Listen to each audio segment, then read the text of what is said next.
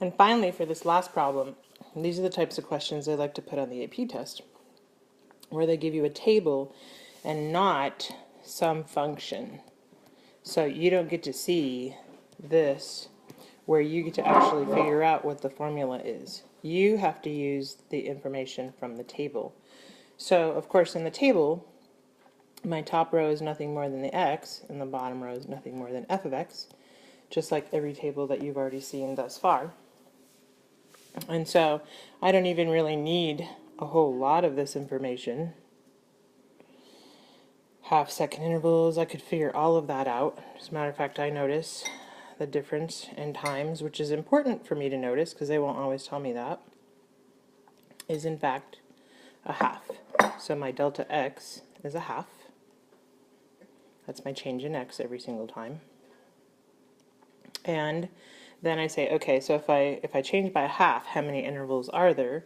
Well, every time I drew one of these little ovals, that's one interval. And so there would be the second one, and that would be the third one, and here would be the fourth one, and the fifth, and the sixth. So there are 6 intervals. So n is 6. So now I don't know how right endpoint and left endpoint will end up, but I know one of them will overestimate and the other will underestimate. So I'll start with right. Doesn't matter if I do right or left. And remember that it's nothing more than summing up all the heights, which are the y values, times the widths, which are the delta x's. So for the right endpoints, remember I would start at the first one, which in this case would be 0.5, and I would go to the sixth one because n is 6, and I always want to go to the last right value. That would be the last one. And now I don't have a formula that I can plug in here. I know this is a half, but there's no f of x formula. So for this, I have to write out exactly what I'm doing. So for the right endpoints, those would be, this is the first right one, and the second right one, and the third, and the fourth, and the fifth, and the sixth. So I want to take the y values for each of those. And of course I know my delta x is a half. So every rectangle width is a half. And then their heights, again, are nothing more than those corresponding y values. So I'd add up the first height, and again, I would multiply that by half. And then I would do the second height, and I would multiply that by half. And the third height would get multiplied by half, and the fourth height, and the fifth height, and the sixth height. And each one of them got multiplied by half, so I could just put the half out in front. And then when I calculate all that on my handy dandy calculator, I get 44.8 feet.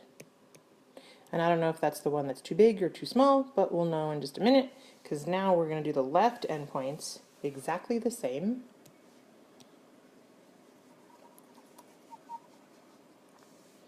So it's going to look like this. So the left endpoint, remember, is summing up from the 0th and left endpoint to the 5th. In other words, it's starting here. This is considered to be the 0th x and the first x.